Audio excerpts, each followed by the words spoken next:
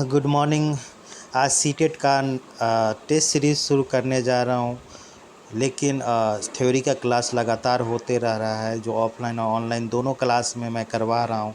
लेकिन टेस्ट होना ज़रूरी है। आगामी आने वाला जो सीटेट 2022 जो है उसमें जो आपका टेस्ट पेपर है और टेस्ट पेपर का आपका कितना सही जा रहा है, कितना गलत जा रहा है, उसके ऊपर आप अनुमान लगा सकते हैं कि हमारा जो कोर्स वर्क हो रहा है वो सही हो रहा है या गलत हो रहा है। इसके प्रति सही आकलन आप लगा पाइएगा। तो सीटेट का आज टेस्ट नंबर 1 करवाने जा रहे हैं और इसमें जो जनवरी 2021 को जो क्वेश्चन पूछा हुआ था, जो ऑफलाइन मोड में थे, जनवरी 2021 में जो ऑफलाइन मोड में था, उसका क्वेश्चन को एनालिसिस कर रहे हैं। आज पार्ट 1 करवा रहे हैं, जिसमें केवल CDP यानी कि चाइल्ड डेवलपमेंट एंड पेडागोजी, बाल विकास एवं शिक्षा शास्त्र दोनों मीडियम में क्वेश्चन है। आपका जो क्वेश्चन है सो दोनों मीडियम में है और 30 क्वेश्चन का आज एनालिसिस करूँगा और देखिए आप कितना सही कर रहे हैं। तो फर्स्ट क्वेश्चन देखना है, हिंदी और इंग्लिश दोनों में आप देखिएगा। जो आपके स्क्रीन पे है, एक खेल क्रिया के दौरान चोट लगने पर रोहन रोने लगा। यह देखकर उसके पिता ने कहा, लड़कियों की तरह व्यवहार ना करो, लड़के रोते नहीं हैं। यह पिता का कथन। यानी इंग्लिश में क्वेश्चन है, after getting hurt during a play active Rohan started crying, seeing this his father responded, don't behave like girls, boys don't cry. This statement is further statement by the father first reflected gender stereotype, challenge gender stereotype, reduce gender bias and promote gender equity.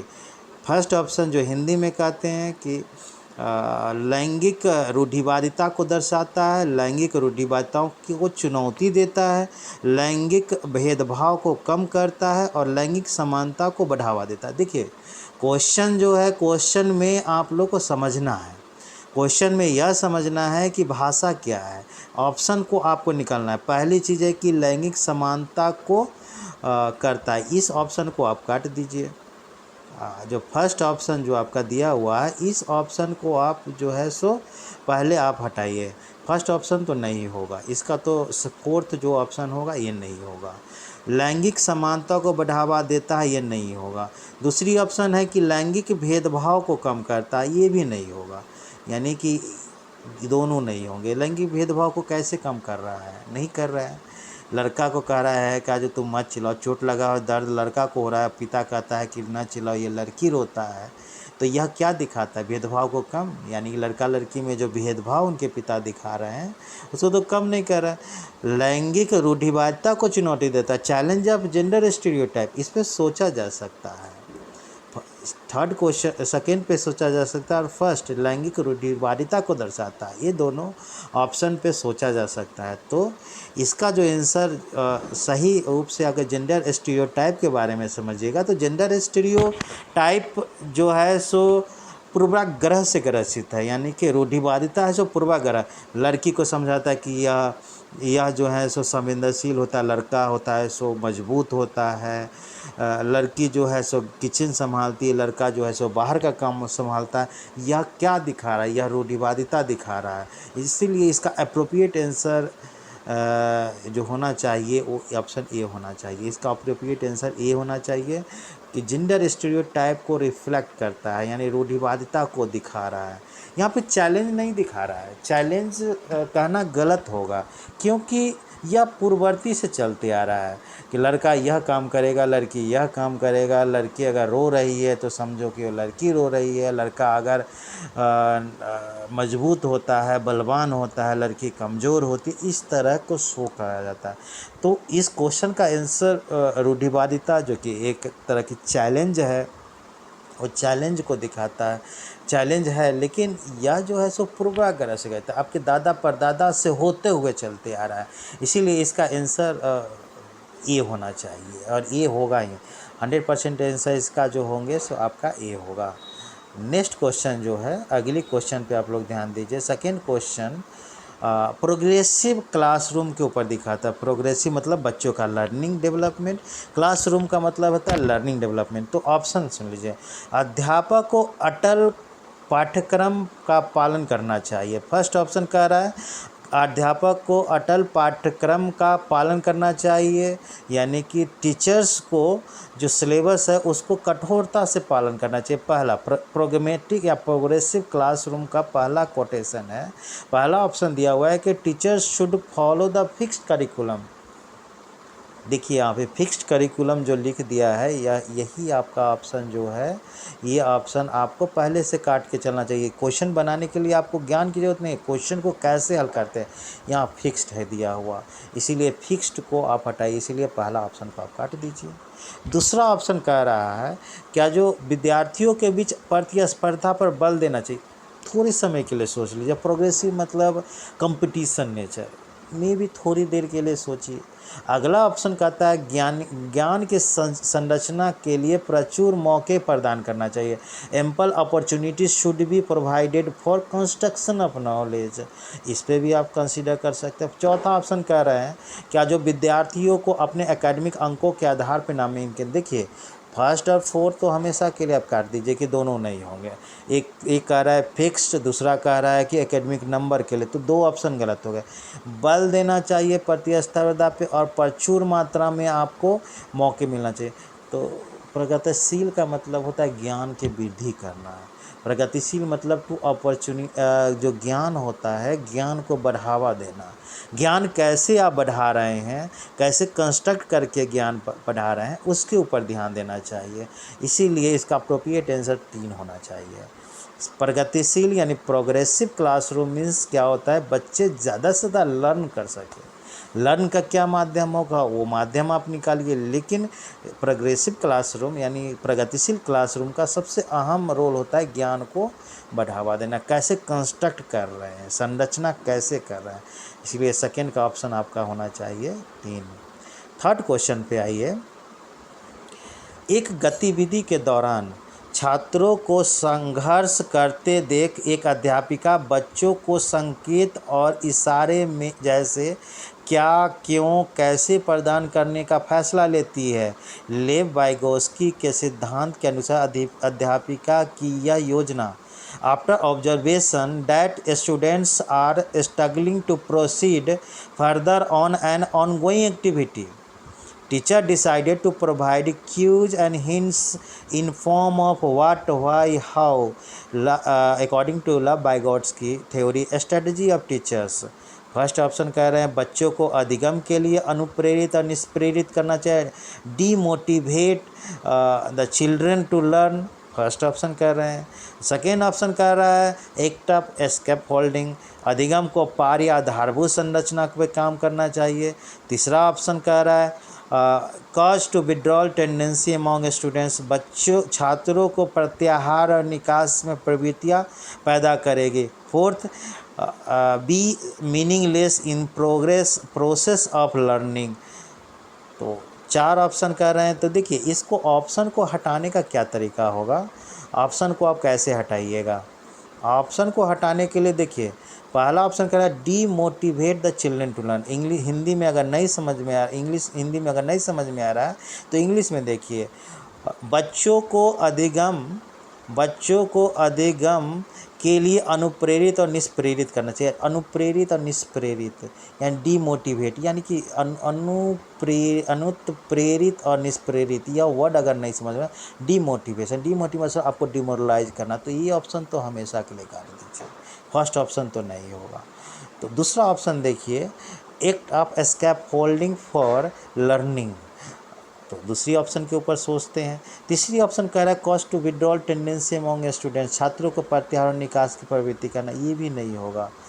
और fourth कह रहा है कि meaningless तो process of learning, यह जो है सो meaningless है, ये भी ऑप्शन गलत लग रहा है। अगर टीचर्स कोई आपको इंस्ट्रक्ट कर रहा है, अनुदेशन दे रहा है कि बच्चे इसको स्ट्रगल कर रहे हैं, कैसे करेंगे सॉल्व, मैथ का प्रॉब्लम कैसे करेंगे, कहाँ करेंगे, किस प्रकार से करेंगे, अगर वो टेम्पोररी अगर उसको हिंट दिया जा रहा है, अगर टेम्प्रोरी अगर हिंट दिया जा रहा है तो स्केप फोल्डिंग कहते हैं। लेव वाइगोस्की ने 3 थ्योरी दी हैं, एक लैंग्वेज के ऊपर, एक स्केप फोल्डिंग के ऊपर जिसको पार कहते हैं या स्केप फोल्डिंग, और तीसरी जो ऑप्शन दिए हैं वो प्रॉक्सिमिटी का सिद्धांत यानी समीपस्थ के नियम के लॉ ऑफ प्रॉक्सिमिटी। तो अगर टेम्प्रोरी अगर ज्ञान को बढ़ावा देना है तो उसे हम स्कैप फोल्डिंग कहते हैं, इसलिए दूसरा इसका ऑप्शन सही हो। क्लासरूम में आपको समझाया जाएगा पार क्या है, इसके बारे में आप समझिएगा नेक्स्ट क्लास में। देखिए सोशलाइजेशन, बच्चों का सोशलाइजेशन, चार्ट ऑफ क्वेश्चन को देख लीजिए। बच्चों के समाजीकरण के संदर्भ में निम्नलिखित में से कौन सा कथन सही है? Which of the following the correct context of socialisation of children? First इसका ऑप्शन देख लीजिए, school is the secondary socialisation agent and family is the primary agent. Second, school is the primary socialization agent and peers of the secondary. Third, peers in the primary socialization agent and family and देख इसका जो option दे रहे हैं तो first option कर रहे हैं विद्यालय समाजीकरण का द्वितीय कारक है और परिवार समाजीकरण का प्राथमिक कारक है। सोशलाइजेशन का पहला उपदेश कहाँ मिलता है? फर्स्ट परिवार है, उसके बाद समाज है, इसीलिए ऑप्शन ए इनका सही आंसर होगा। इसका जो आंसर ए सही होगा। नेक्स्ट क्वेश्चन जो है अगली क्वेश्चन पे देखिए, theory of multiple intelligence Harvard Gardner का दिया हुआ है। बहुबुद्धिवाद का सिद्धांत, बुद्धि का कई सारे सिद्धांत दिया हुआ है, जिसमें कहता है कि कैलेडोस्कोप होना चाहिए, इंट्रा रिलेशनशिप होना चाहिए, इंटर रिलेशनशिप। तो इसका जो आंसर होंगे तो इसका आंसर आपका होना चाहिए कि बहुबुद्धि केवल वस्तुनिष्ठ परीक्षणों पे मापी जाती है। यह ऑप्शन नहीं है। आप ऑप्शन से ही देखिएगा तो ये फर्स्ट ऑप्शन नहीं होगा। सेकेंड ऑप्शन इसका देखिए कि सेकेंड ऑप्शन कह रहा है कि एक आयाम में बुद्धिमत्ता अन्य सभी आयामों के बुद्धिमत्ता पे निर्धारित करता। बुद्धिमत्ता विभिन्न दशाओं में है। चार ऑप्शन कह रहा है बुद्धिमत्ता का कोई व्यक्तिगत विभिन्नता नहीं होती है। ऑप्शन नंबर इंग्लिश में सुनिए, intelligence quotient IQ can be measured only the objective test. Intelligence in one domain ensure intelligence in all other domains. There are several forms of intelligence. There are no individual difference in intelligence. तो आपको मैंने पहली बार बताया कि बहुबुद्धिवाद का सिद्धांत Harvard gardener ने दिया है, उसने 8 भागों में बांटा है, इसीलिए ऑप्शन इसका जो हो जाएंगे सो सी आंसर सही होगा। तीसरा ऑप्शन इसका सही हो जाएगा। नेक्स्ट क्वेश्चन कह रहा है, according to Lawrence Kohlberg, performing an act of doing something because other approves it represents the stage of morality. Kohlberg के अनुसार किसी कार्य को इसलिए करना क्योंकि दूसरे को स्वीकृति मिलता है, यह नैतिक सिद्धांत का कौन सा फेज है? देखिए नैतिक सिद्धांत को 3 भागों में बांटा और 6 स्टेज में बांटा है। पूर्व प्रथागत, प्रथागत, उत्तर प्रथागत, अमूर्त, संक्रियात्मक। तो इसका जो अगर पूर्व प्रथागत कहेंगे उसमें मोरालिटी का ज्ञान नहीं होता है, वो एक्सेप्ट नहीं करता है, बच्चे स्वीकार नहीं करते हैं, इसीलिए फर्स्ट ऑप्शन तो काट दीजिए हमेशा कि फर्स्ट ऑप्शन नहीं होगा, फर्स्ट ऑप्शन को काट दीजिए। दूसरा ऑप्शन कह रहा है क्या जो सीखा हुआ है उसको स्वीकार करता है, तो कन्वेंशनल जो फेज है वो सीखता है उसको स्वीकार करता है, इसीलिए इसका आंसर प्रथागत होगा। उत्तर प्रथागत में तो अपना डिसीजन लेता है, समाज के लिए सही है गलत है वो अपना डिसीजन लेगा, इसीलिए 3 नंबर भी गलत होगा। अमूर्त संक्रियात्मक तो होता ही नहीं है, इसलिए 4 को काट दीजिए, इसलिए प्रथागत जो कंसेप्ट है वही सही इसका आंसर होगा। नेक्स्ट आइए, नेक्स्ट क्वेश्चन लव वाइगोट्स्की के ऊपर है। वाइगोट्स्की का जो ही कंसेप्ट आएगा सामाजिक संस्कृति के बारे में सोचिएगा, हमेशा सामाजिक सांस्कृतिक और भाषा के बारे में सोचिएगा। तो लव वाइगोट्स्की ने सामाजिक सांस्कृतिक में अधिगम की प्रक्रिया में महत्व किसको दिया है? तो समाज को दिया है, यानी सांस्कृतिक जो पहलू है सांस्कृतिक उसको दिया गया। सांस्कृतिक उपकरण, गुणारोपण, अभिप्रेरणा, संतुलीकरण। तो इसका जो सही आंसर होगा सांस्कृतिक टूल हो जाएगा। इसका जो सही आंसर हो जाएंगे आपका सांस्कृतिक टूल हो जाएंगे। अगली जो क्वेश्चन है कि जीन पियाजे के ऊपर है। ये 3 आप लोग क्लास में पढ़े हैं और इसको अच्छे से देखिए, लव वाइगोट्स्की, कोहलबर्ग और पियाजे, तीनों को आप लोग देख के जाइएगा क्योंकि ये तीनों से अक्सर क्वेश्चन आते हैं। अब अगली 8वीं क्वेश्चन है, जीन पियाजे अपने संज्ञानात्मक विकास के सिद्धांत में संज्ञानात्मक संरचनाओं को डैश रूप में वर्णित करता है। In the theory of cognitive development gene Piaget explain cognitive structure in term of psychological tool, stimulus response association, zone of proximal development और स्कीमा। देखिए साइकोलॉजिकल टूल्स की बात जो है सो सिगमंड फ्रॉइड का है। स्टिमुलस रिस्पॉन्स की बात जो करता है स्किनर करेंगे या पवलोव करेगा। जोन ऑफ प्रॉक्सिमल डेवलपमेंट जिसको विकास के समीपस्थ सिद्धांत है, इसको दिया है लव-वाइगोट्स्की, लेकिन जीन पियाजे ने केवल स्कीमा दिया। तो ऐसे ही अगर आप 3 कंसेप्ट को क्लियर रखिएगा तो चौथा कंसेप्ट ऐसे ही आपको क्लियर हो जाएगा। इसीलिए कि आप जो है सो इसको ध्यान में रखिए। ये चौथी जो है स्कीमा, स्कीमा एक लैटिन वर्ड है, इसको आप समझिए। स्कीमा क्या है? एक लैटिन वर्ड है, और स्कीमा एक लैटिन वर्ड है, और हिंदी में इसको ज्ञान कहते हैं, अंग्रेजी में इसको नॉलेज कहते हैं, और स्कीमा इसको लैटिन भाषा में कहते हैं। क्योंकि जीन पियाजेट जो थे सो लैटिन एरिया के थे, लैटिन भाषा जानते थे, इसीलिए वो स्कीमा वर्ड को। स्कीमा मतलब कि संसार में जितने भी सांसारिक ज्ञान है उसको कैसे आप मेंटली रूप से आप ज्ञान को अर्जन करते हैं, this is called schema. This is called schema. How to gain the knowledge in the material world, in the knowledgeable world, that is during the process of mental activity. This is called schema.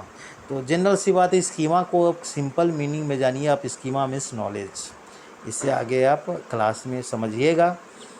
अगली question gene पियाजे पे है। 4 अवस्था में बांटा गया है। Gene पियाजे ने 4 अवस्था बांटा है। फर्स्ट जो है सो आपका सेंसरी मोटर है, सेकेंड प्री ऑपरेशनल है, कंक्रीट है, एंड फॉर्मल ऑपरेशन है। 4 अवस्था जिसमें आपको पूर्व संक्रियात्मक की बात कर रहा है। तो क्वेश्चन आइए 9वां क्वेश्चन आप देखिए कि जीन पियाजे ने संज्ञानात्मक विकास के सिद्धांत में पूर्व संक्रियात्मक अवस्था के विकास में प्रमुख गुण देखा। अमूर्त सोच के विकास, विचार और सोच का केंद्रीकरण, परिकल्पित और निगमनात्मक और संरक्षण में पदार्थों के क्रमबद्ध क्षमता, डेवलपमेंट एब्स्ट्रैक्ट थिंकिंग, कंट्रेंशन यानी कि centration in the thought, and third is the hypothetical deductive thinking, ability to conserve and seriate objects। देखिए 4 ऑप्शन इसमें ध्यान दे रहा है। तो जब पूर्व संक्रियात्मक जो एज है वो 2 से 7 साल के बीच रखा है। जो 0 से 2 हो गए सो आपका हो गया 0 से 2 हो गया सेंसरी मोटर एज, और 2 से 7 जो हो गया सो आपका हो गया सो पूर्व संक्रियात्मक जिसको हम फॉर्मल ऑपरेशन एज कहते हैं। तो इस एज में बच्चा जो सो सिंबल देख के कंसंट्रेशन रहता है, एक बात की ओर केंद्रण रहता है, एक बात पे सेंटर पे रहता है, वो सिंबॉलिक की ओर देखता है। तो यह कंट्रैक्शन ऑफ द थॉट होगा। यानी 10 बार सिखाइए आपको एक जवाब दे, एक बात पे वो ध्यान देगा। तो बच्चों का जो विचार होता है एक जगह पे स्थित होता है, विभिन्न जगहों पे नहीं होता। आप जैसे जैसे ज्ञान का वृद्धि होगा वैसे वैसे आप आगे बढ़िएगा, लेकिन यहाँ पे ज्ञान एक वस्तु पे केंद्रित होता है, इसीलिए इसका आंसर 2 सही होगा। नेक्स्ट क्वेश्चन जो है अब विकास की दर, जो कि आपका सिलेबस का पहला टॉपिक है। विकास के संदर्भ में निम्नलिखित में से कौन सा सही है? विकास की दर सभी संस्कृतियों में सभी में समान होती है, बिल्कुल गलत है। हर एज में हर रेट में अलग अलग हो सकता है, एक साथ नहीं हो सकता है। फर्स्ट ऑप्शन जो करा development has the rate of growth across the culture everyone, यानी कि ये गलत है, ये हमेशा के लिए गलत है। सेकेंड कह रहा है कि विकास केवल विद्यालय में होने वाला अधिगम में होता है। Development occurs only the through learning takes place in the school, ये भी गलत है। केवल ज्ञान तो आपको, नॉलेज तो आपको वहाँ मिलेगा नहीं। थर्ड कह रहा है development occurs only during the childhood, केवल बाल अवस्था में होता है, ये भी गलत है। आपको एडोलसेंस में भी होगा, एडल्ट में भी होगा, लाइफ लॉन्ग होगा। विकास मल्टी डायमेंशनल है, बहुआयामी है, इसीलिए चौथी ऑप्शन आपका 100% सही है। चौथी ऑप्शन जो है सो 100% आपका सही है। विकास जो है सो मल्टी डायमेंशनल है। नेक्स्ट क्वेश्चन जो है 11वीं क्वेश्चन पे हम लोग देखते हैं। देखिए यह क्वेश्चन दे दिया जीन पियाजे, ये भी जीन पियाजे से जुड़ा हुआ। अगर आप series of development, sequence of development तो प्रिंसिपल ऑफ डेवलपमेंट के बारे में पढ़िएगा। लेकिन अगर जीन पियाजे भी पढ़ लीजिएगा तो वहाँ से भी आता है। Sequence of development among children from birth to death is, बच्चा जब पहले आप ही लगा सकते हैं इसका आंसर कैसे लगे। बच्चा जब जन्म लेगा तो वो बच्चा कैसे सीखेगा, तो बच्चा को आप सिखाइएगा टच करके, इमोशन से, यानी सेंस से, संवेदिक से। तो पहला हो गया उसका एज बर्थ में सेंसरी। अगर चाइल्डहुड में आ जाएगा तो बच्चे को छोटा छोटा ज्ञान दीजिएगा, एकदम कंक्रीट ज्ञान को दीजिएगा, मूर्त ज्ञान को दिखा के ज्ञान दीजिएगा। बेटा ये चम्मच है या स्पून है या सेव है या कबूतर है, यही है, यानी कि मूर्त। जब बच्चा जो ही एडोलसेंस में आएगा तो उसको अमूर्त थिंकिंग आ जाएगा करना। तो यह फेज क्या हो गया, बिल्कुल सही आपने लगाया इसका फेज को। पहले होगा सेंसरी संवेदिक, दूसरा होगा कंक्रीट यानी मूर्त, और तीसरा होगा अमूर्त। इसीलिए इसका जो सही आंसर होगा आपका नंबर 1 हो जाएगा। अभी तक बताइएगा कमेंट करके कि आप कितना सही बना रहे हैं और कितना गलत कर रहे हैं। आप बताइएगा, आप हमारे स्टूडेंट है, ऑल को लिए ओपन है। आप बताइएगा कि कितना सही और कितना गलत हो रहा है। और अपने दोस्तों को भी लाइक करिए, शेयर करिए, ताकि ज़्यादा से ज़्यादा क्वेश्चन को समझ सके। पहली बात है कि थ्योरी बहुत लोग पढ़ते हैं, बहुत सारे स्टूडेंट थ्योरी का नॉलेज होता है, कंसेप्ट बहुत होते हैं, लेकिन जब तक आप प्रैक्टिस नहीं करिएगा सीटेट के क्वेश्चन का हल नहीं कर पाइएगा। इसलिए सीटेट के क्वेश्चन में थ्योरी जानना बहुत ज़रूरी है, लेकिन प्रैक्टिस के लिए आपको सेट पेपर मारना होगा। बिना सेट पेपर का आप सीटेट का क्वेश्चन नहीं कर पाएगा। आप प्रीवियस ईयर क्वेश्चन अगर बना लेते हैं तो हो सकता है आपकी जो नॉलेज होगा और उसमें इजाफा ही होगा, कमी नहीं होगा, इजाफा ही होगा। तो अगले क्वेश्चन के ऊपर हम लोग ध्यान देखते हैं। इंडिविजुअल डिफरेंस, जब प्रिंसिपल पढ़ा रहे थे उसमें एक बात आती है, व्यक्तिगत विभिन्नता विकास में होता है। व्यक्तिगत विभिन्नता विकास में होता है, यानी विकास के चरण में एक चरण यह भी है जो इंडिविजुअल डिफरेंस होता है। तो आइए इससे क्वेश्चन है, एक प्रगतिशील कक्षा में व्यक्तिगत विभिन्नताओं को किस प्रकार से देखा जाना चाहिए। Individual difference in progressive classroom should be treated as, first कह रहा है अधिगम की प्रक्रिया में बाधा डालता, यानी सिखाने की प्रक्रिया में बाधा है, सीखने की प्रक्रिया में बाधा नंबर 1 है। दूसरी कह रहा है अध्यापक के पक्ष में असफलता, यानी कि अगर व्यक्तिगत रूप से एक एक व्यक्ति को देखेगा तो यह अध्यापक के रूप में गलत है। तीसरा कह रहा है कि योग्यता आधारित समूह बनाने की योजना का मापदंड होना चाहिए कि किस व्यक्ति को कितना नॉलेज है, उसका एक ग्रुप बना लीजिए और एक का दूसरा ग्रुप बना लीजिए। चौथा नंबर क्वेश्चन कह रहा है कि अध्यापक अधिगम की प्रक्रिया का प्रयोजन महत्वपूर्ण है। देखिए यहाँ ऑप्शन कह रहा है, इसको इंग्लिश में भी समझिए, a hindrance in the process of learning. Second कह रहा है a failure on the part of teachers. Third कह रहा है criteria for making ability based group. Fourth कह रहा है कि important for planning of teaching learning process. इसमें अप्रोप्रिएट आपका जो आंसर होगा, इसमें अप्रोप्रिएट आपका जो आंसर होना चाहिए वो ऑप्शन नंबर 4 होना चाहिए, क्योंकि एक टीचिंग लर्निंग प्रोसेस जो साइकोलॉजी का पार्ट है, एजुकेशन साइकोलॉजी का पार्ट है, उसमें शिक्षा मनोविज्ञान का पार्ट है, उसमें तीसरा चरण का आता है टीचिंग लर्निंग प्रोसेस। अब व्यक्तिगत विभिन्नता तो है ही, तो इसके लिए बच्चों को चाहिए, टीचर्स को चाहिए कि एक अच्छा सा लेसन प्लान तैयार करे, अच्छा सा प्रिपरेशन कर ले, यानी इंडिविजुअल डिफरेंस कितना भी होगा आप पर हाल ना होगा, उसके लिए आप एक परियोजना तैयार कीजिए। तो ऑप्शन नंबर 4 जो है इनका जो है सो बिल्कुल सही ऑप्शन है। ऑप्शन नंबर 4 जो है सो इनका बिल्कुल सही ऑप्शन है। नेक्स्ट क्वेश्चन आइए, नेक्स्ट क्वेश्चन आपका है, नेक्स्ट क्वेश्चन पे ध्यान दीजिए। समावेशी कक्षा में डैश पर जोर देना चाहिए। समावेशी कक्षा का मतलब क्या होता है सो समझिए। समावेशी कक्षा मतलब केवल हम कहते हैं कि जात पात नहीं, वर्ग नहीं। समावेशी कक्षा मतलब कि कम लर्नर, स्लो लर्नर, समावेशी कक्षा में डिसेबल पर्सन, इनको भी होता है। तो आइए हम लोग देखते हैं कि क्या क्वेश्चन का ऑप्शन क्या क्या है।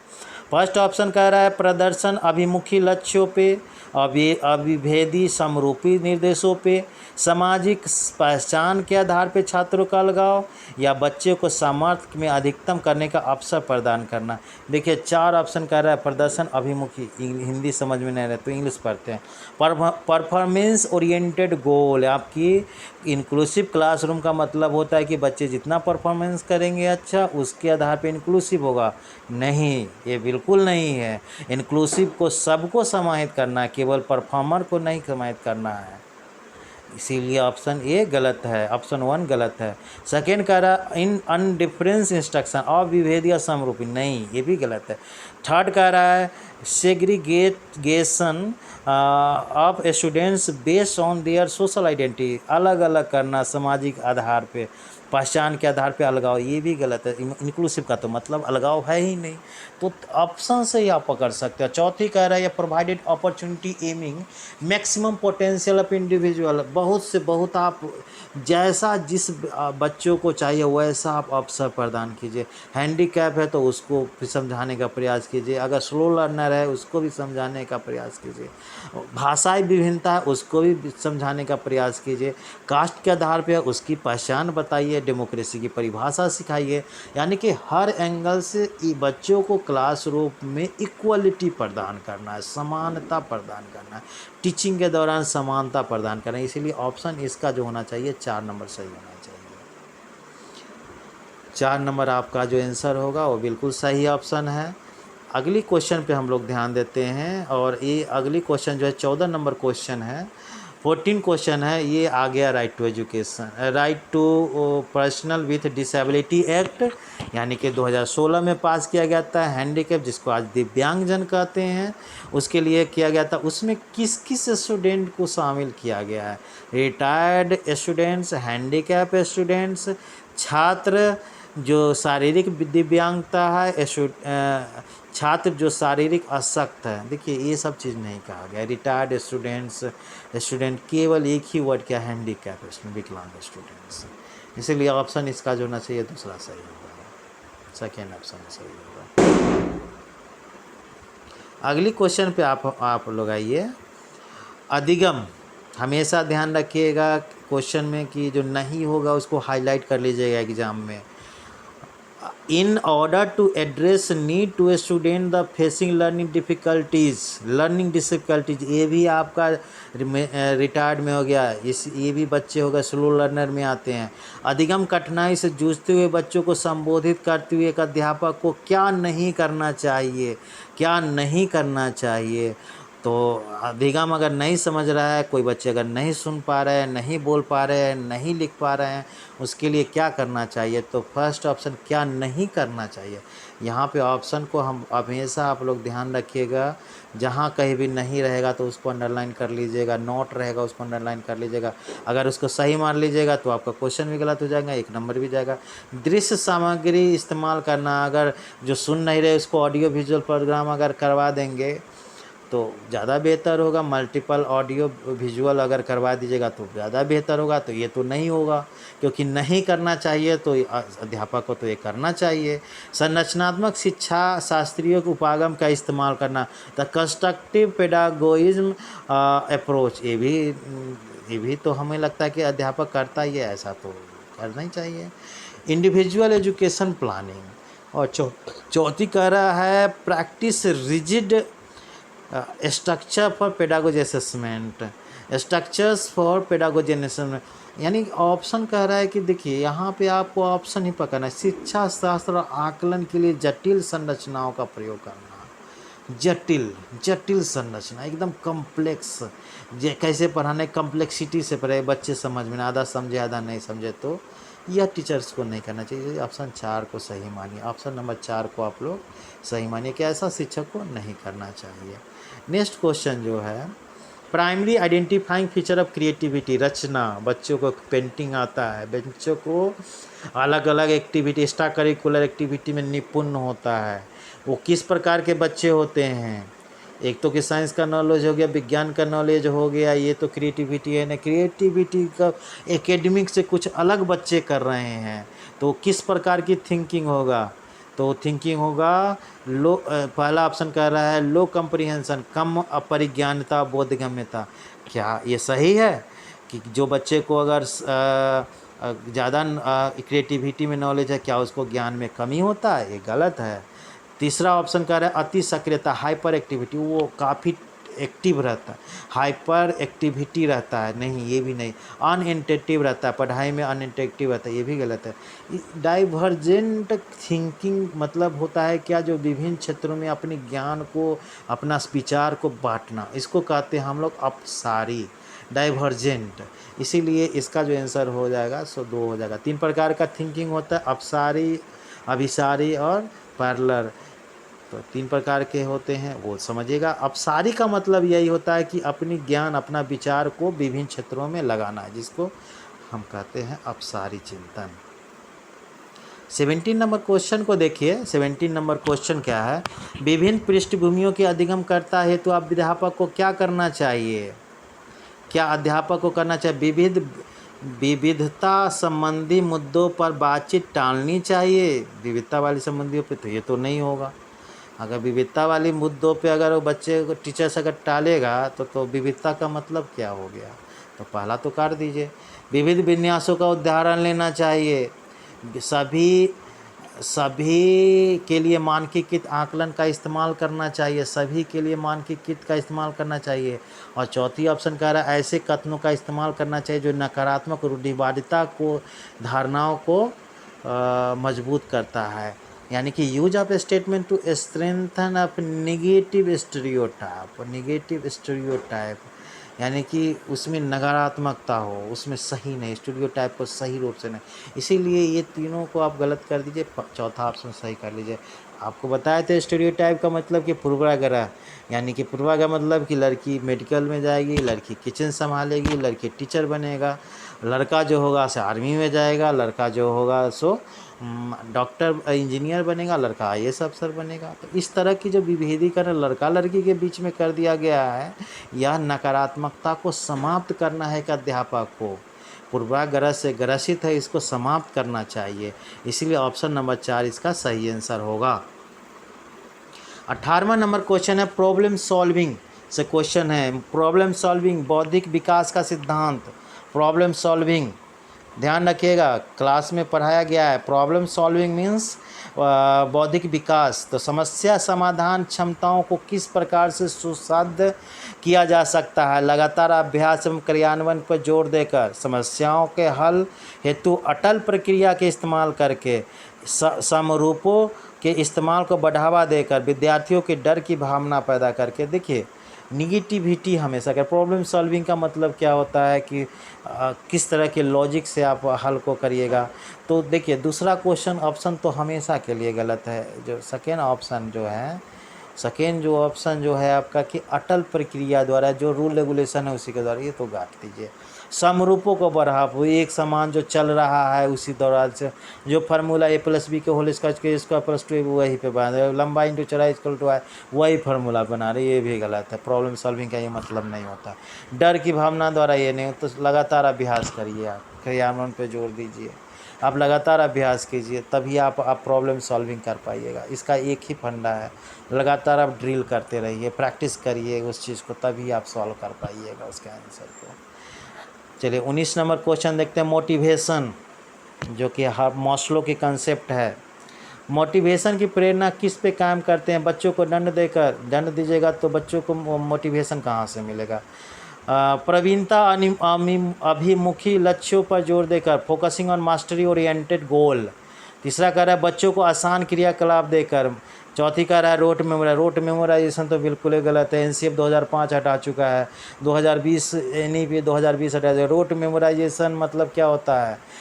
यंत्रवत को हिंदी में सोचिएगा, यंत्रवत गलत मिस्टेक किया हुआ है याद करके, यानी कि इसको हमेशा काट दीजिएगा। कोई बच्चा को याद करके नहीं सिखा सकते, मोटिवेशन नहीं दे सकते, दंड देकर नहीं दे सकते। तो 2 ऑप्शन तो ऐसे ही हटा दीजिए आप लोग। तीसरा ऑप्शन कह रहा है इजी टास्क द्वारा भी मोटिवेशन नहीं दे सकती, ये भी ना हटा दीजिए। चौथा कह रहा है मास्टरी ओरिएंटेड, कोई भी आपका गोल होगा, यानी कि तीक्ष्ण है गोल, ऐसा सिखाइए, मोटिवेट करिए ताकि बच्चा पढ़ने लगे। यानी कि प्रवीणता अनिमुख की ओर ध्यान देना, यानी 2 ऑप्शन इसका सही हो रहा है। अगली पे आइए, 20वीं नंबर क्वेश्चन है सेम। सेम यानी शर्मिंदगी, शर्मिंदगी किस प्रकार से आता है, क्लासरूम में, स्कूल में कैसे आता है, तो ऑप्शन से देखते हैं हम लोग। का संज्ञान में कोई संबंध नहीं होता है। फर्स्ट ऑप्शन कह रहा है का संज्ञान में कोई संबंध नहीं होता, नो रिलेशन ऑफ कॉग्निशन। का संज्ञान में नकारात्मक प्रभाव पड़ता है, can be negative impact of cognition. C कह रहा है बच्चों के अधिगम में अभिप्रेत करने में प्रभावशाली होता है, सेम शर्मिंदगी। चौथी कह रहा है अध्ययन अध्यापन में बारंबार पैदा करना चाहिए। तो देखिए कॉग्निशन मतलब क्या होता है, मेंटल वर्क। जीन पियाजे को याद रखिए, मेंटल वर्क, और उसमें अगर शर्मिंदगी मिल जाए तो आपको क्या मिलेगा, नकारात्मक प्रभाव मिला। संज्ञान में क्या मिलेगा, नकारात्मक प्रभाव होगा। तो इसका ऑप्शन क्या हो जाएगा, दूसरा सही हो जाएगा। कॉग्निशन मीन्स होता ही है मेंटल वर्क। अगर डिमोरलाइज कर दिया जाए, आपको अगर डिमोरलाइज करके आपको कह दिया जाए कि तुम ये नहीं कर सकते हो, तो उस केस में बच्चों के अंदर क्या होगा, मेंटली रूप से नकारात्मक थिंकिंग आ जाएगा, तो नकारात्मक प्रभाव आएगा। इसीलिए ऑप्शन 2 इसका सही आंसर होगा। नेक्स्ट क्वेश्चन है कि विच of the most effective mode of teaching learning process, निम्न में से कौन सा अध्यापन अधिगम में सबसे प्रभावशाली माध्यम कौन सा है। ऑप्शन नंबर 1 कह रहा है विषय वस्तु को यंत्रवत याद करना, rote memorization content. Rote memorization मैं कितनी बार बताऊं, फिर आ गया क्वेश्चन में। रोट मेमोराइजेशन को हमेशा हटाना है, एनसीएफ 2005 में कह चुका है, 2020 में भी कह चुका है, एनईपी 1986। रोट मेमोराइजेशन को नहीं याद करना है, याद करने की प्रवृत्ति ही नहीं रखना है। क्लासरूमों कहीं पे भी याद नहीं करवाना है, बच्चों को समझाना है। Exploration of relation between concepts, संकल्पनाओं के बीच संबंध को खोजना। तीसरा ऑब्जर्वेशन विदाउट एनालिसिस, कोई ऑब्जर्वेशन कर रहे हैं बिना कोई अवलोकन के, बिना कोई एनालिसिस के, बिना विश्लेषण का अवलोकन कर रहे हैं, ये तो कभी भी नहीं होगा। ये तो कभी नहीं होगा ये चीज़। तो ये फर्स्ट ऑप्शन और थर्ड ऑप्शन को तो आप हटा दीजिए। नकल को दोहराना, जो कॉपियन कर रहे हैं उसको दोहराना, ये भी हटा दीजिए। तो ऑप्शन क्या बच रहा है आपके पास, बी बच रहा है। इसीलिए 21 का आंसर क्या हो जाएगा, बी नंबर हो जाएगा। अगले ये 22 नंबर क्वेश्चन है कि एक अध्यापिका को दिए क्रियाकलाप में छात्रों को विभिन्न त्रुटियों का विश्लेषण करना चाहिए। ध्यान से सुनिएगा। A teacher should analysis the various errors made by students on given the task because इसके आधार पे दंड की मात्रा निर्धारित की जाती है। देखिए दंड एक नकारात्मक पहलू है, पहली बार बताऊं कि दंड एक नकारात्मक पहलू, कभी भी पनिशमेंट की ओर बढ़ावा नहीं दिया जाना चाहिए। इसीलिए फर्स्ट ऑप्शन को तो हमेशा आप हटा दीजिए। फर्स्ट ऑप्शन को जो हमेशा हटाइए कि दंड जो है सो एक नकारात्मक पहलू, फर्स्ट ऑप्शन को हटाइए।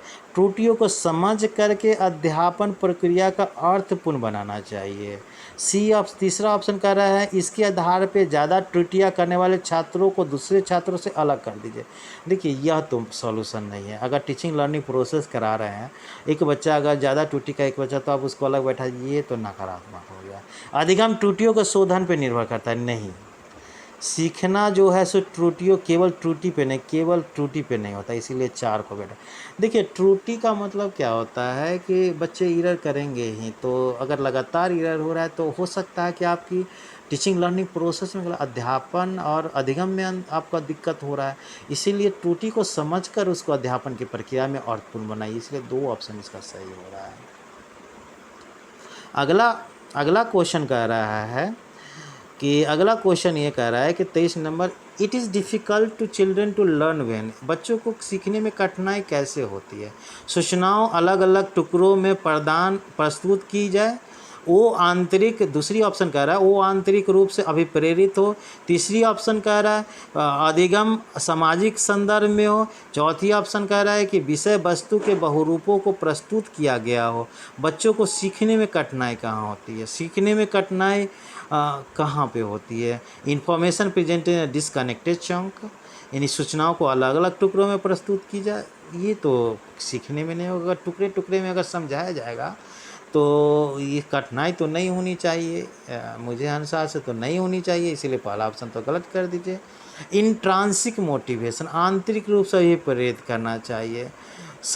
दूसरी ऑप्शन पे हम लोग भी नहीं कह सकते हैं, क्योंकि अगर प्रेरित होगा तो सीखेंगे ही। तीसरी ऑप्शन कह रहा है सोशली कंटेक्चुअलाइज, सामाजिक रूप से कंटेक्चुअलाइज होना चाहिए, रिप्रेजेंट और मल्टीपल। तो सामाजिक रूप से अगर सोशलाइज अगर कर दिया जाएगा तो डिफ़िकल्टी, आप समाज का मतलब नहीं है। तो 3 ऑप्शन इसका सही हो रहा है। और चौथी ऑप्शन विभिन्न वे से आप पढ़ाइए, तो उससे तो बच्चे और सीखेंगे। अगर आंतरिक रूप से मोटिवेशन कर रहे हैं तो वहाँ भी बच्चे सीखेंगे। इसीलिए 3 ऑप्शन इसका जो होगा सो सही होगा। बच्चे को कठिनाई होती है यहाँ पे। Next, best state of learning. Best state of learning, अच्छा अधिगम का सर्वोत्तम अवस्था क्या है? High arousal high fear, low arousal high fear, high moderate arousal no fear, और नो एराउजल नो फियर। यानी कि उच्च उत्तेजना ऊंचा भय। तो ये तो गलत कर दीजिए इसको आप लोग। निम्न उत्तेजना निम्न भय, ये भी गलत कर दीजिए। संतुलित उत्तेजना और कोई भय नहीं, कोई उत्तेजना उत्तेजना तो होनी चाहिए बच्चों के अंदर में, लेकिन भय नहीं होना चाहिए। उत्तेजना एक संतुलित रूप पे करवाइए, एक मॉडरेट रूप में करवाइए, लेकिन इसका फियर नहीं होना चाहिए। इसीलिए 3 ऑप्शन इसका सही है, 3 ऑप्शन।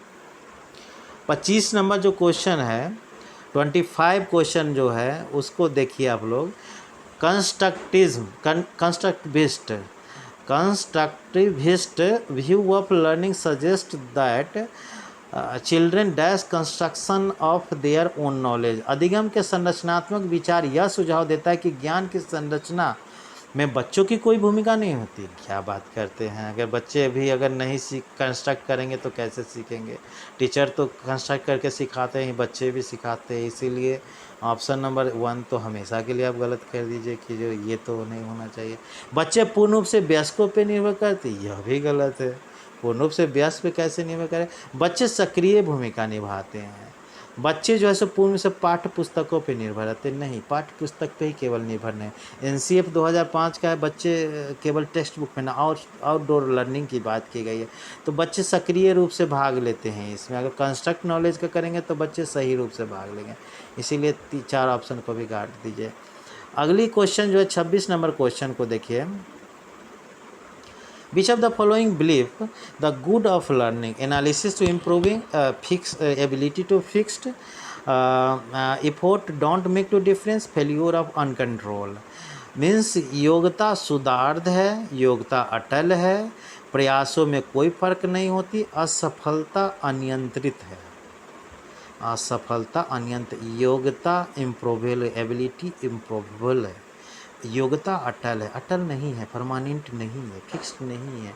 जब भी फिक्स की बात होगी तो ये गलत हो जाएंगे। कोई भी चीज़ फिक्स नहीं है। प्रयासों में कोई फर्क नहीं पड़ता, अधिगम से प्रयास में कोई फर्क भी नहीं लगता। असफलता अनियंत्रित है। क्यों? असफलता को नियंत्रित नहीं कर सकता, असफलता को हम सफलता में नहीं बदल सकते। इसीलिए 4 भी ऑप्शन। योग्यता सुधार इम्प्रूवेबल है, योग्यता में आप सुधार कर सकते हैं, इसीलिए ऑप्शन ये सही है इसका। नेक्स्ट क्वेश्चन है, अगली क्वेश्चन जो है कि निम्नलिखित से कौन सा परिपाटी विद्यार्थियों को संकल्पनात्मक समझ में बढ़ोतरी करने में सहायता होता है? प्रतिस्पर्धा आधारित प्रतिस्पर्धाएं। दूसरा ऑप्शन कह रहा है कि पाठ्य पुस्तक केंद्रित शिक्षा, बारंबार परीक्षा, अन्वेषण, संवाद। फर्स्ट कह रहा है ऑप्शन में कंपटीशन, दूसरा कह रहा है text book centric pedagogy, third कह रहा है फ्रीक्वेंट एग्जामिनेशन, चौथी कह रहा है इंक्वायरी एंड डायलॉग। देखिए, कंसेप्चुअल अंडरस्टैंडिंग, या आप कहिएगा स्टूडेंट के रूप में क्या होगा, जब तक आप डायलॉग नहीं करिएगा बच्चों से, कुछ पता नहीं करिएगा, तब तक उसके कंसेप्ट क्लियर नहीं होगा। कितना ही पढ़ा दीजिए, कंसेप्ट क्लियर नहीं। इसीलिए हमेशा कहा जाता है कि 2 वे लर्निंग होता है, 1 वे लर्निंग नहीं होता है। आप पढ़ा रहे हैं, बच्चे रिस्पॉन्स कर रहे हैं, आप अगर इस क्वेश्चन पूछ रहे हैं या बच्चे अगर क्वेश्चन अनुरूप पूछ रहे हैं तो समझिए कि आपका लर्निंग, आपका टीचिंग मेथोलॉजी अच्छा है। इसीलिए इंक्वायरी एंड डायलॉग होना चाहिए यहाँ पे। जो 27 नंबर क्वेश्चन का जो आंसर होना चाहिए वो आपका जो आंसर होना चाहिए 4 नंबर सही होगा, अन्वेषण और डायलॉग। जब तक ये टू वे डायलॉग नहीं होगा, एक टीचर है और स्टूडेंट के बीच अगर डायलॉग नहीं होगा तब तक अच्छा लर्निंग नहीं होना चाहिए। दोनों के बीच डायलॉग होना चाहिए। टीचर पढ़ा रहे हैं, क्वेश्चन पूछ रहे हैं, उसका जवाब मिलना चाहिए, या बच्चे क्वेश्चन पूछ रहे हैं पढ़ाने के दौरान तो टीचर्स को जवाब देना चाहिए। तो टू वे डायलॉग होना चाहिए, इसीलिए ध्यान रखिएगा अन्वेषण और संवाद होना चाहिए। 28 नंबर क्वेश्चन है ये। एक कार्य के दौरान साइना स्वयं से बात कर रही है और यह कार्य की प्रगति की कर सकती है। ले वाइगोस्की के भाषा एवं चिंतन के बारे में निम्नलिखित में से दिए गए विचारों के अनुसार व्यक्तिगत वाक, प्राइवेट स्पीच की बात किया गया है। यहाँ पे प्राइवेट स्पीच की बात की गई है। तो प्राइवेट स्पीच यानी कि भाषा जो होती है, प्राइवेट स्पीच होती है अपने आप से बात करना, चिंतन करना, सोच करना। तो बच्चों के अंदर क्या हो जाएगा, बच्चों के अंदर जो हो जाएंगे ये बड़े लेवल पे होते हैं। छोटा लेवल तो बच्चे जो होंगे से समाज से कुछ सीखेंगे, पापा मामा दादा। लेकिन जैसे जैसे बच्चा एडोलसेंस या चाइल्ड अवस्था में आते हैं, उत्तर बाल अवस्था में आते हैं, तो बच्चों के अंदर एक सेल्फ रेगुलेशन आ जाता है। सेल्फ रेगुलेशन करने की शक्ति आ जाती है, स्वयं को सोचने की शक्ति बिल्डअप हो जाता है। यानी कि प्राइवेट स्पीच जब होते हैं तो बच्चों के अंदर एक जो होते हैं कि बच्चों के अंदर एक जो सेल्फ जो होते हैं स्वनियमन की चिंतन आ जाती है, यानी कि सेल्फ आ जाता है इसके अंदर में। नेक्स्ट क्वेश्चन है ये, अगली question. Evaluation practice should be aim, मूल्यांकन पद्धतियों का लक्ष्य होना चाहिए। विद्यार्थियों को नामांकित करना, योग्यता आधारित समूहों में विद्यार्थियों को विभाजित करना, विद्यार्थियों को ज़रूरत एवं आवश्यकताओं की पहचान करना, पुरस्कार वितरण हेतु उच्च अंक प्राप्त करने वाले विद्यार्थियों की पहचान करना। देखिए, मूल्यांकन का मतलब होता है विद्यार्थियों की ज़रूरत आवश्यकताओं की पहचान करना। मूल्यांकन का मतलब प्रत्येक बच्चे की पहचान होगी कि कौन कितना ज़रूरत है, उसकी क्या ज़रूरत है, उसकी क्या योग्यता है। विद्यार्थियों को नामांकित करना नहीं होता है। मूल्यांकन का मतलब होता है बच्चों की ज़रूरत, कौन बच्चा स्लो लर्नर है, कोई बच्चा हार्ड लर्नर है, कोई बच्चा टैलेंटेड है, कोई बच्चा क्रिएटिविटी है। तो इसकी जो पहचान होगी यह मूल्यांकन के द्वारा होगा। तो बच्चों की क्या ज़रूरत है, बच्चों की ज़रूरत क्या है, उसकी आवश्यकता की पहचान करना। मूल्यांकन करिएगा तभी आप पहचान पाइएगा कि बच्चों की क्या ज़रूरत है। बच्चे अगर स्लो लर्नर है उसके लिए टीचर्स क्या प्लान करते हैं, क्या लेसन प्लान तैयार करेंगे, कैसे पढ़ाएंगे। अगर जनरल है उसको कैसे टैलेंट बनाएंगे। तो ये सब चीज़ों के लिए आपको मूल्यांकन करने की ज़रूरत होती है। 30वां और लास्ट क्वेश्चन है, चाहिए विकास के सिद्धांत फिर आ गया। विकास principle of development, individual difference of the children can be attributed to. बच्चों के विकास में व्यक्तिगत विभिन्नता किस प्रकार से प्रतिरूपित किया जाता है, केवल अनुवांशिक। जहाँ केवल लगा रहे उसको हटा दीजिए आप। क्वेश्चन का यही फार्मूला है, क्वेश्चन का यही आपका नियम है कि केवल जहाँ लगा रहे उसको आप हमेशा हटा दीजिए, यानी इसको हटा दीजिए। केवल पर्यावरण, इसको भी हटा दीजिए। ना तो अनुवांशिक ना पर्यावरण, ये भी हटा दीजिए। तो चौथा ऑप्शन बचता है। याद रखिएगा विकास के सिद्धांत तो 8-9 दिया गया है, उसमें से बहुत महत्वपूर्ण है, बहुत ही वीवीआई है। ये बहुत ही वीवीआई पॉइंट है कि विकास के लिए अनुवांशिक और पर्यावरण दोनों जरूरी है। अनुवांशिक और पर्यावरण। अनुवांशिक का मतलब क्या होता है, अनुवांशिक का मतलब होता है माँ के जीन से बच्चे पारंपरिक ये गलत। पर्यावरण का मतलब होता है कि आप समाज से, परिवार से, दोस्तों से, स्कूल से, धार्मिक स्थान से, रेलवे स्टेशन, यानी कि आप बाहर की ज़िंदगी से कैसे ज्ञान अर्जन कर रहे हैं, कैसे आंतरिक क्रिया द्वारा अंतः क्रिया द्वारा आप कर रहे हैं, इसको हम लोग कहते हैं पर्यावरणीय। तो इसका मस्ट वीवीआई जो है सो ये होगा। दोस्तों, आपने चौथा नंबर इसका आंसर होगा।